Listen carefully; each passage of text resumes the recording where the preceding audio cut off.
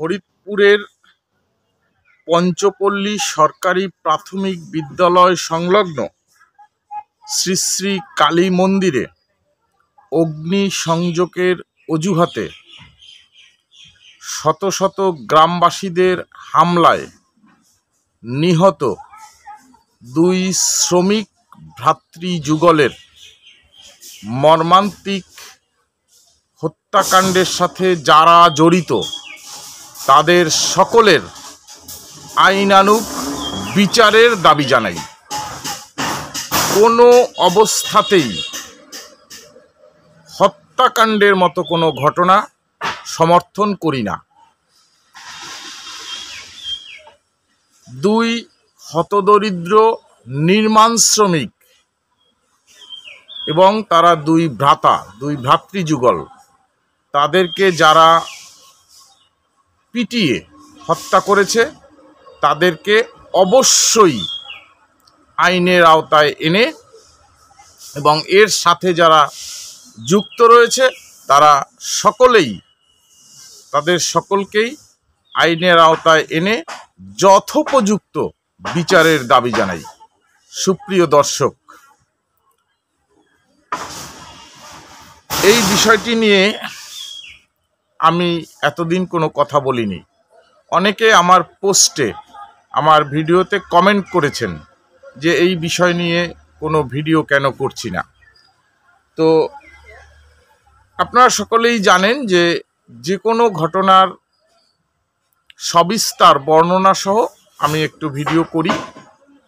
খুব নগণ্য একজন সংবাদকর্মী হিসাবে তো এই জায়গাটায় এখনো আসলে আমার যাওয়ার মতো সৌভাগ্য হয়নি, কিন্তু আজকে একটি জিনিস আমার চোখে পড়ল। মানব জমিন পত্রিকা 22 এপ্রিল 2024 সোমবার 9 বৈশাখ 1431 বঙ্গাব্দ তারিখে মধুখালী ফরিদপুর প্রতিনিধি শরীফ রুবেল তিনি একটি সরজমিন প্রতিবেদন তৈরি করেছেন এবং সেই সরজমিন প্রতিবেদনটি দৈনিক মানব জমিনে প্রকাশিত হয়েছে, অনলাইন ভার্সনে প্রকাশিত হয়েছে। সম্পূর্ণ সংবাদটি আমি 2-3 বার পড়েছি, 3 বার মনোযোগ সহকারে পড়েছি। সংবাদটি পড়ে আমার কাছে মনে হয়েছে যে একেবারে ঘটনার গভীর থেকে মানব জমিনের প্রতিনিধি শরীফ রুবেল তিনি সংবাদটি তুলে এনেছেন এবং পত্রিকায় প্রকাশ করেছেন। আমি সেই তার লেখা সংবাদটুকু মাত্র আপনাদের সামনে উপস্থাপন করতেছি। আমার উচ্চারণগত ভুল হতে পারে, বোঝার সমস্যা হতে পারে আপনাদের, তারপরেও আমার কথাগুলো আপনারা ধৈর্য সহকারে একটু শুনবেন। হেডলাইন হলো, সেদিন মধুখালীতে কি ঘটেছিল। প্রথম মার শুরু করেন চেয়ারম্যানই, যোগ দেন শত শত মানুষ। শরীফ রুবেল, মধুখালী, ফরিদপুর থেকে 22 এপ্রিল 2024 সোমবার। আমরা ঘটনার ভিতরে ঢুকি। 285 ভোটারের গ্রাম কৃষ্ণনগর, 65 পরিবারের বসবাস, তারা সবাই সনাতন ধর্মাবলম্বী। আশপাশের 5 গ্রাম নিয়ে পঞ্চপল্লী, 10 কিলোমিটারের মধ্যে কোনো মুসলিম পরিবার নেই। 5 গ্রামে একটি মাত্র স্কুল, পঞ্চপল্লী সরকারি প্রাথমিক বিদ্যালয়। স্কুলের পাশেই বারোয়ারি কালী মন্দির। বিদ্যালয়ের কক্ষ থেকেই মন্দিরের সবকিছু দেখা যায়। সেখানে 4টি মূর্তি আছে, কালী ও শিব মূর্তি একসঙ্গে, 2 ফুট করে দুই পাশে অন্য 2টি মূর্তি। 1 মাস ধরে বিদ্যালয়ের শৌচাগারের নির্মাণ কাজ চলছে। শ্রমিকদের সবাই মুসলমান। এখানে 18 এপ্রিল ঘটে এক নজিরবিহীন ঘটনা। সন্ধ্যা 7টায় হঠাৎ আগুন আগুন চিৎকার। লোকজন মন্দিরের সামনে এসে দেখেন কালী মূর্তিতে আগুন জ্বলছে। আগুনের সূত্রপাত কিভাবে হলো তা কেউ নিশ্চিত জানে না, কিন্তু উত্তেজিত জনতা শৌচাগার নির্মাণ শ্রমিকদের সন্দেহ করে বেধড়ক মারধর শুরু করে। এতে ঘটনাস্থলেই 2 শ্রমিকের মৃত্যু হয়, গুরুতর আহত হন অন্যান্যরা। ফরিদপুর মধুখালী উপজেলার ডুমাইল ইউনিয়নের এই ঘটনা পুরো দেশ নাড়িয়ে দেয়। নানা সন্দেহের ডালপালা মেলতে থাকে। কিভাবে সূত্রপাত হলো এই ঘটনার? পরিকল্পিত হত্যাকাণ্ড নাকি গুজবের বলি হলেন 2 কিশোর? মানবজমিনের অনুসন্ধানে উঠে এসেছে নানা তথ্য। কোথা থেকে এই ঘটনার সৃষ্টি? কারা ছিল এর পেছনে? ঘটনাস্থল প্রত্যক্ষদর্শী, এলাকাবাসী ও নিহতের পরিবার থেকে এসব প্রশ্নের কিছু জবাব মিলেছে। ঠিকাদারি কাজ নিয়ে কি ঝামেলা ছিল? অনুসন্ধানে জানা গেছে, কৃষ্ণনগর গ্রামে সার্বজনীন কালী মন্দিরের পাশে অবস্থিত 69 নং পঞ্চপল্লী সরকারি প্রাথমিক বিদ্যালয়ের শৌচাগার নির্মাণ প্রকল্পটি জনস্বাস্থ্য প্রকৌশল অধিদপ্তরের মাধ্যমে বাস্তবায়িত হচ্ছে। শৌচাগার নির্মাণ প্রকল্পের কাজ পায় ফরিদপুরের মাহিদা এন্টারপ্রাইজ নামের একটি ঠিকাদারি প্রতিষ্ঠান। পরে সাব কন্ট্রাক্টে ওই কাজ বাগিয়ে নেন নওয়াপাড়া ইউনিয়নের চোপেরঘাট গ্রামের সাব ঠিকাদার মোহাম্মদ জালাল শেখ। স্থানীয় একটি সূত্র ও নিহতের পরিবার বলেছে, শৌচাগার নির্মাণ কাজ শুরু করার পর থেকেই স্থানীয় ইউপি সদস্য অজিত কুমার সরকার ওই কাজে নানাভাবে বাধা সৃষ্টি করছিলেন। গত ঈদের আগে অজিতের লোকজন নির্মাণ কাজের স্থলে গিয়ে নগদ টাকা চাঁদা দাবি করেন। চাঁদা না দিলে মারধরেরও হুমকি দেন। পরে নির্মাণ কাজের রড নিয়ে যেতে চাইলে এতে বাধা দেন ঘটনাস্থলে নিহত শ্রমিক আশরাফুল খান। পরে ওই যুবকরা উত্তেজিত হয়ে আশরাফুল সহ অন্যান্য শ্রমিকদের প্রাণনাশের হুমকি দিয়ে চলে যান। পুরো ঘটনাটি আশরাফুলের মুঠোফোনে তার বাবা মোহাম্মদ শাহজাহান খানকে বিষয়টি জানান। পরে ভয়ে শাহজাহান খান তার 2 ছেলেকে পঞ্চপল্লী থেকে বাড়ি ফিরিয়ে নেন। পঞ্চপল্লীতে কাজে যেতে বারণ করেন। তবে ঈদের পরে সাব ঠিকাদার জলিল শেখের অনুরোধে আবার কাজে যোগ দেয় 2 সহোদর আশরাফুল ও আরশাদুল।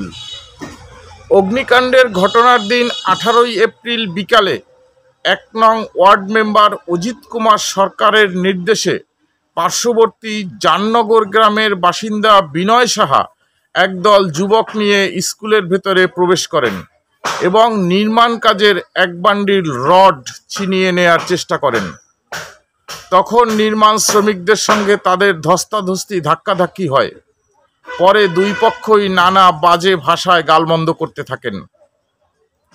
এদিন সন্ধ্যা 6:30টার দিকে মন্দিরে সন্ধ্যা প্রদীপ জ্বালাতে যান স্থানীয় প্রভাস কুমার মণ্ডলের ছোট ভাইয়ের স্ত্রী তপতী রানী মণ্ডল। তিনি প্রতিদিনই মন্দিরে সন্ধ্যা প্রদীপ জ্বালান। ঘটনার বিষয়ে জানতে চাওয়া হলে তপতী রানী মণ্ডল মানবজমিনকে বলেন, আমি মন্দিরে সন্ধ্যা প্রদীপ জ্বালাতে গিয়ে নির্মাণ শ্রমিকদের মন্দিরের সামনে বটগাছের নিচে দেখতে পাই। তারা বিভিন্ন অশ্রাব্য ভাষায় গালাগালি করছিল। তবে তারা কাকে এবং কার সঙ্গে গালাগালি করছিল তা আমি বুঝতে পারিনি। তপতী রানী আরও বলেন, বৃহস্পতিবার সন্ধ্যায় প্রদীপ জ্বালানোর পরে আমি আবার খড় গোবর আনতে মন্দিরের সামনে যাই। তখন 7 জন নির্মাণ শ্রমিক স্কুলের মধ্যেই ছিলেন। চাঁদা ও হুমকির বিষয়ে আরশাদুলের মা শারমিন বেগম মানবজমিনকে বলেন, ওদের কাছে ওই এলাকার কিছু ছেলে এসে চাঁদা চায়, টাকা না দিলে মারধরের হুমকি দেয়, কাজ করতে দিবে না বলে শাসিয়ে যান। আশরাফুল ওর বাবাকে এই ঘটনা জানায়। পরে ওদের বাড়ি নিয়ে আসি। ওরা আমার আব্বাদের জান নিয়ে নিবে জানালে আর পাঠাতাম না। আল্লাহ, আমি খুনিদের বিচার চাই। আল্লাহ, তুমি ওদের বিচার কইরো। ঘটনার বিষয়ে ঠিকাদারি প্রতিষ্ঠান মাহিদা এন্টারপ্রাইজের কর্ণধার মঞ্জিল শেখ কনক জমিনকে জানান, সন্ধ্যার পর শ্রমিকরা আমাকে ফোন করে জানান স্কুলের পাশে মন্দিরে কে বা কারা আগুন দিয়েছে। তারা মন্দিরে গিয়ে আগুন নেভানোর কাজ করেন। এরপর উত্তেজিত গ্রামবাসী শ্রমিকদের স্কুল কক্ষে আটকে রেখেছে বলে জানানো হয়। যেভাবে ঘটনার সূত্রপাত, বৃহস্পতিবার সন্ধ্যা 7:10 মন্দিরের কালী মূর্তিতে আগুন লাগে। আগুন আগুন চিৎকার শুনে আশপাশের শত শত লোক আগুন নেভাতে এগিয়ে আসেন। ততক্ষণে আগুনে কালী মূর্তির পরনের শাড়ি ও হাতে থাকা ত্রিশূল পুড়ে যায়। ওই দিন মন্দিরে সন্ধ্যা পূজায় যে প্রদীপ জ্বালানো হয় তা মূর্তির সামনে প্রায় 2 ফুট দূরত্বে ছিল। সরজমিনে গিয়ে একই জায়গায় ওই প্রদীপ দুইটি দেখা গেছে। প্রত্যক্ষদর্শী ও স্থানীয়রা জানান, বৃহস্পতিবার সন্ধ্যায় আগুনের সূত্রপাত কিভাবে হলো তা এখনও তারা নিশ্চিত জানেন না। আগুন নেভানোর কাজে শ্রমিকরাও সহায়তা করেছেন। পরে কয়েকজন উত্তেজিত জনতা স্কুলের নির্মাণ শ্রমিকদের সন্দেহ করা শুরু করেন। ঘটনার পরে একে একে কৃষ্ণনগর, জাননগর, সিধুলাজুরি ও তারাপুর গ্রামের অধিকাংশ মানুষ ঘটনাস্থলে ছুটে আসেন। রাত 8টার দিকে সাব ঠিকাদার নসিমন ভোরে রড নিয়ে ঘটনাস্থলে উপস্থিত হন। ততক্ষণে উত্তেজিত জনতা নির্মাণ শ্রমিক আশরাফুল, আরশাদুল, সিরাজ শেখ, আনোয়ার হোসেনকে মারধরের উদ্দেশ্যে ঘিরে ফেলে। পরে সাব ঠিকাদার জলিল শেখ ও নসিমন চালক মোহাম্মদ লিটন খান সহ সব শ্রমিকদের ওই নসিমনের দড়ি দিয়ে বেঁধে ফেলা হয়। স্থানীয় প্রভাস কুমারের ফোন পেয়ে ঘটনাস্থলে উপস্থিত হন 1 নং ওয়ার্ডের ইউপি সদস্য অজিত কুমার সরকার। তিনি এসে শ্রমিকদের স্কুলের শিশু শ্রেণীকক্ষে ঢুকিয়ে রাখেন, যেখানে নির্মাণ শ্রমিকরা দীর্ঘদিন ধরে বসবাস করছিলেন। পরে 2 নং ওয়ার্ডের মেম্বার লিঙ্কন বিশ্বাস ঘটনাস্থলে আসেন। তখন উত্তেজিত জনতা ধর ধর বলে ইটপাটকেল, রড, বাঁশ ও কাঠ দিয়ে রুমের দরজা জানালা ভাঙতে শুরু করে। পরে উত্তেজনা বাড়তে থাকলে ইউপি সদস্য অজিত কুমার সরকার স্থানীয় ডুমাইন ইউনিয়নের চেয়ারম্যান শাহ আসাদুজ্জামান তপনকে ফোন করলে তিনি ঘটনাস্থলে আসেন। তিনি আশরাফুলকে শাসিয়ে রড দিয়ে প্রথমে আঘাত করেন। তার মানে আমরা এখানে একটু বলি দর্শক, যে স্থানীয় ডুমাইল ইউনিয়নের চেয়ারম্যান শাহ আসাদুজ্জামান তপনকে ফোন করলে তিনি ঘটনাস্থলে আসেন। তিনি আশরাফুলকে শাসিয়ে রড দিয়ে প্রথমে আঘাত করেন। এটা কিন্তু স্থানীয় প্রত্যক্ষদর্শীদের বক্তব্য। পরে স্থানীয়রা মারধর শুরু করেন। ওই হামলায় আশরাফুল ও আরশাদুল ঘটনাস্থলেই মারা যান। তাদের বাড়ি নওপাড়া ইউনিয়নের চোপেরঘাট গ্রামে। গুরুতর আহত হন আনোয়ার হোসেন ও সিরাজ শেখ। হামলা থেকে বেঁচে ফেরা নসিমন চালক মোহাম্মদ লিটন মোল্লা মানবজমিনকে বলেন, চেয়ারম্যান আসাদুজ্জামান তখন ঘটনাস্থলে উপস্থিত হয়ে কারো কথা না শুনেই লোহার পাইপ দিয়ে আশরাফুলকে পেটাতে শুরু করেন। তিনি বলতে থাকেন, তোর কত বড় সাহস, তুই মন্দিরে আগুন দিস, দাঙ্গা সৃষ্টি করিস। এসব বলতে বলতে মেরে আশরাফুলকে মাটিতে ফেলে দেন। পরে শ্রমিক আনোয়ারকেও মারধর করেন। মেম্বার অজিত কুমারও আরশাদুলকে কাঠ দিয়ে পেটাতে থাকেন। তখন স্থানীয়রা আরও উত্তেজিত হয়ে ওঠে এবং দরজা জানালা ভেঙে ভেতরে প্রবেশ করে। কিছু লোক জানালা দিয়ে ইটপাটকেল ছুটতে থাকে। অবস্থা বেগতিক দেখে ইট থেকে বাঁচতে চেয়ারম্যান ওই রুম থেকে বের হয়ে যান। পরে লাঠিসোঁটা নিয়ে শত শত লোকজন রুমে প্রবেশ করে বেধড়ক পেটাতে থাকে। রড ও ইট দিয়ে আশরাফুল ও আনোয়ারের হাত পা ভেঙে দেয়, মাথা থেতলে দেয়। পরে পুলিশ এসে পরিস্থিতি নিয়ন্ত্রণে আনে। আমি অন্ধকারে সিঁড়ির নিচে লুকিয়েছিলাম। এটা একজন প্রত্যক্ষদর্শীর বর্ণনা।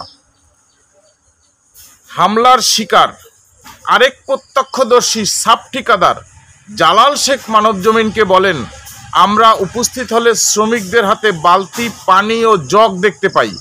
তারা আগুন নেভানোর কাজ করেছে। তখন হিন্দুরা শ্রমিকদের সন্দেহ করে এবং গালাগালি করতে থাকে। তারা বলে, এতদিন আগুন ধরল না, আজ ধরলো কেন? 4 শ্রমিককে রশি দিয়ে বেঁধে রুমে নিয়ে যায়।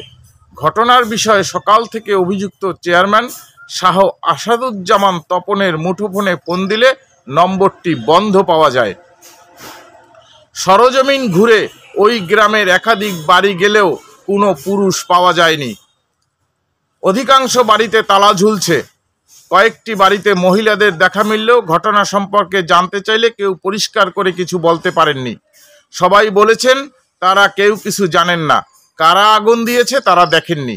কেউ কেউ বলেন তারা ঘটনার সময় বাড়ি ছিলেন না, বাড়ি থাকলেও ঘটনাস্থলে যাননি। ডুমাইন ইউনিয়নের বাজারঘাট সহ বিভিন্ন জায়গায় ঘুরে ঘটনার রহস্য জানার চেষ্টা করা হয়। তবে কেউ কেউ বলেছেন নির্মাণ কাজ নিয়ে ঝামেলা হওয়ায় পরিকল্পিতভাবে আগুন দিয়ে শ্রমিকদের ফাঁসানো হয়েছে। তাদের শায়েস্তা করতেই এই কাজ করা হয়েছে। পঞ্চপল্লী স্কুলের ভারপ্রাপ্ত প্রধান শিক্ষিকা গীতারানী বিশ্বাস মানবজমিনকে বলেন, কালিমার গায়ে কারা আগুন ধরিয়েছে জানি না। আমি অনেককে জিজ্ঞাসা করেছি, কেউ বলতে পারে না। তারপরেও এমন ঘটনা ঘটেছে। আমি বুঝি কেউ অপরাধ করলেও তাকে মেরে ফেলা যায় না। অপরাধ প্রমাণ হলে আইন তাদের শাস্তি দেবে, তাই বলে মেরে ফেলতে হবে? ঘটনার দিন আমি মধুখালী ছিলাম, এসে শুনেছি। সুপ্রিয় দর্শক, পঞ্চপল্লী সরকারি প্রাথমিক বিদ্যালয়ের ভারপ্রাপ্ত প্রধান শিক্ষক গীতারানীর কণ্ঠে কণ্ঠ মিলিয়ে বলতে চাই, ঘটনা যাই হোক না কেন, ঘটনার জল অনেক দূর পর্যন্ত বাংলাদেশে গড়াবে। হোক, যদি কেউ কালী মন্দিরে আগুন দিয়েই থাকে। যারা নির্মাণ শ্রমিক তারা সাধারণ মানুষ, দিন আনে দিন খায়, ডে লেবার। যারা সংঘবদ্ধভাবে শত শত মানুষ একত্রিতভাবে এই নির্মাণ শ্রমিকদের উপরে, সাধারণ হতদরিদ্র নির্মাণ শ্রমিক, তাদের উপরে হামলা করে দুইটি তাজা প্রাণ কেড়ে নিয়েছে। এই প্রাণ দুটো কি কেউ দিতে পারবে? সুতরাং নো কম্প্রোমাইজ। সুতরাং কোনো কম্প্রোমাইজ নয়। এই নির্মাণ শ্রমিকদের হত্যাকাণ্ডের ঘটনায় যারা যারা যারা যারা জড়িত সবাই বিচারের দাবি জানাই, সবাইর বিচারের দাবি জানাই। এটাই আমার সর্বশেষ কথা। দর্শক, এই কথাগুলো আমি নিজে সেখানে উপস্থিত হয়ে সরজমিনে ভিজিট করে বলতে চেয়েছিলাম। বিভিন্ন পারিপার্শ্বিকতার কারণে আমি সেটা পারিনি। হঠাৎ করে মানবজমিন পত্রিকায় প্রকাশিত এই সংবাদটি আমার কাছে এসেছে। আমি এটা দেখে আমি মনে করেছি, যেহেতু আমি নিজেও এরকম সারা দেশে চড়ে বেড়াই, সারা দেশের ঘটনাগুলো নিজে গিয়ে তথ্য উপাত্ত উপস্থাপন করার চেষ্টা করি, তো এই মানবজমিনে প্রকাশিত সংবাদটি যিনি তৈরি করেছেন সেই সাংবাদিকের লেখা সংবাদটি পড়ে আমার কাছে মনে হয়েছে তিনি বস্তুনিষ্ঠ একটি সংবাদ প্রকাশ করেছেন। এই কারণে মানবজমিনের এই সংবাদটি আমি এখানে আমার এই পেজে আপনাদেরকে পড়ে শোনানোর চেষ্টা করলাম। ঘটনার বিস্তারিত আদ্যপান্ত এখানে উপস্থাপন করেছেন তিনি, আমার কাছে ভালো লেগেছে। দর্শক, আমাকে কেউ ভুল বুঝবেন না। আমি এখানে কোনো অবস্থাতেই কোনো পক্ষে অবস্থান নেব না। যারা যে যে দোষে দোষী তাদের অবশ্যই রাষ্ট্রের প্রচলিত আইনের মাধ্যমে বিচার কামনা করি। ধন্যবাদ সকলকে, ধন্যবাদ পুলিশ প্রশাসনকে, এবং মাননীয় সরকার প্রধানের কাছে আবেদন থাকবে যে এই ঘটনাকে কেন্দ্র করে সারা দেশের যেন আইন শৃঙ্খলা পরিস্থিতি স্বাভাবিক থাকে এবং কোথাও যেন কোনো অপ্রীতিকর ঘটনার সৃষ্টি না হয়। ধন্যবাদ সকলকে, নমস্কার।